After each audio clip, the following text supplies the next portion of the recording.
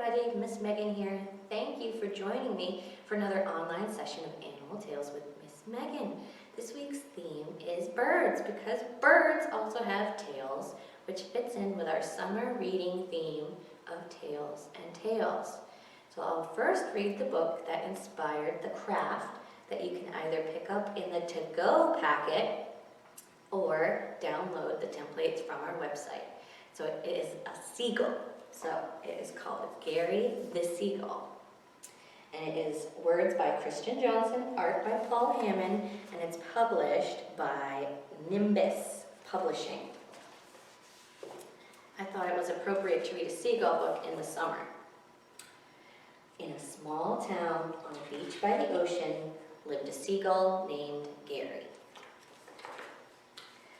Gary, like most seagulls, really enjoyed three things: squawking at other seagulls, going for a dip in the sea, and stealing people's lunches. On one particular hot and sticky day, the beach was packed with people, and packed with people's lunches. Gary was known to dine on minnows, bugs, and even garbage from the dump. There was just something about those beach lunches that he loved.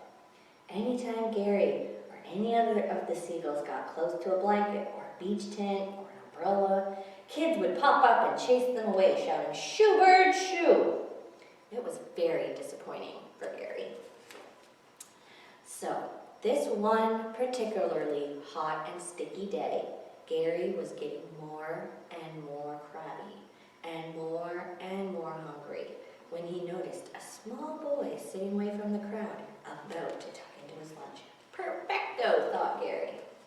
Gary swooped down by the kid, already tasting the sweet red crumbs from the ketchup chips.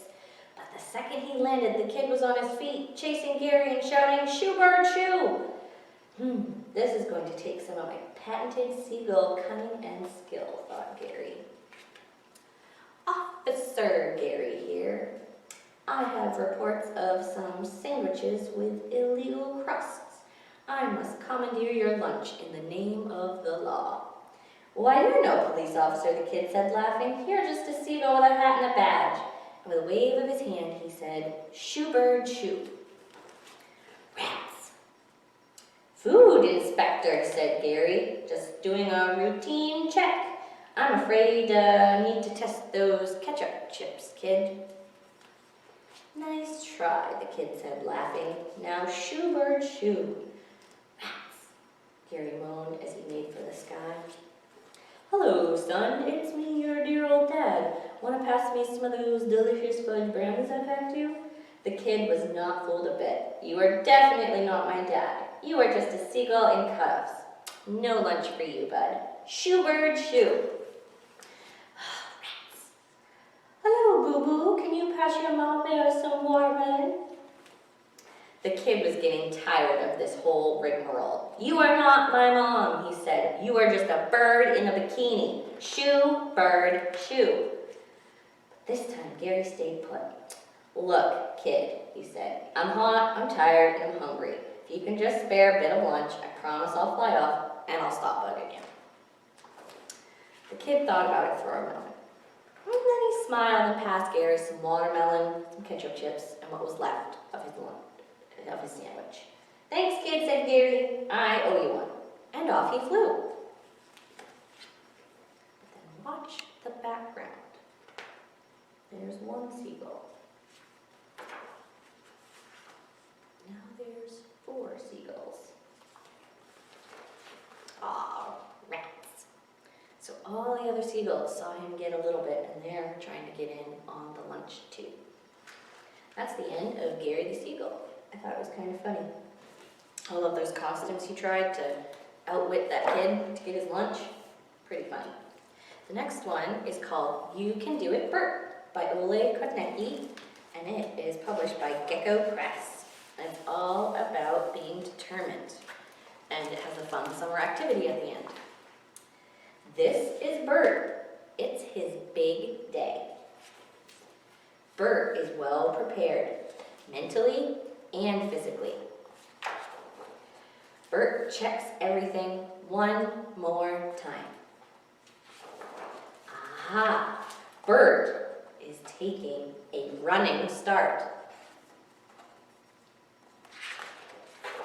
Well, no, he's not. He's taking a banana break. Come on, Bert. So he's looking over the edge of the branch. Bert? He's now throwing away his banana peel. Bert! He's looking kind of unsure. But then, he charges ahead off the branch. And he covers his eyes as he leaps off the branch. And then he thinks, help! But then, splash! He lands in the water and says, I did it! I always knew he'd do it. Me too. You can count on Bert. So he was jumping off the branch to join his friends in the water. You can see his banana peel actually landed on the head of one of his friends. When Bert says he'll do something, he does it. That's our Bert. They're all going to fly up again, and he's the first one to dive. Quite the elegant dive he's doing. They're all waiting their turn on the branch. So Bert ended up doing it. He was brave and jumped off that branch to go swimming. You can do it, Bert. That was our second story. And the next story also has a bit of persistence in it. It is called The Odd Egg, written and illustrated by Emily Gravett, published by Simon and Schuster Books. It's one of my favorite stories by one of my favorite authors. All the birds had laid an egg, all except for Duck. Hey, Duck over here. He doesn't have an egg. Then Duck found an egg. He thought it was the most beautiful egg in the whole wide world. That egg is odd. Ha ha ha, not pretty. It'll never hatch. But the other birds did not, so they didn't like his egg. And then, creak, crack, tweet, tweet, the first egg hatched. Creak, crack, cheep, cheep, the second egg hatched. Creak, crack, 2 times 2 equals 4, woo-hoo, the owl hatches. And then, creak, crack, the next one opens, I'm a pretty boy. So the parrot hatches. And then creak, crack, honk, honk. The last one, a flamingo, hatches. All the eggs had hatched, all except for Duck's. Duck waited for his egg to hatch. He waited and waited. It looks like he's knitting a scarf. And he waited until, creak, crack! It was a big egg. Snap! What came out of his egg? A crocodile or alligator. So he snapped after all of those birds. Surprise! And then you can see on the last page, he's following the duck saying, Mama! And he's got the scarf and knitted duck webbed booties on there. So that's the end of the odd egg. It was a crocodile or alligator that hatched from the egg of the duck, which I think is a really funny story, and I like how all the flaps go. So that was the odd egg. So now I'll show you what your craft is from your to-go packet. It is a paper plate seagull. So if you come in, you'll get an already cut paper plate, 2 dot stickers, the beaks and feathers, the legs, and a clip art sandwich, like happened in our story, how he got his sandwich.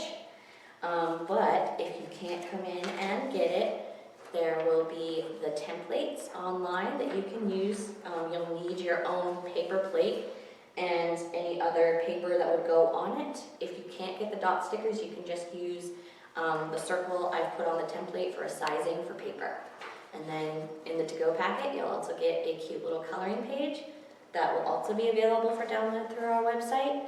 So you'll get to have a fun little paper plate craft if you come in for your to-go packet, or download if needed. Make sure that you check out all of our other fun online programs, and make sure that you're tracking your reading for paw stickers or beads for our fantastic summer reading program.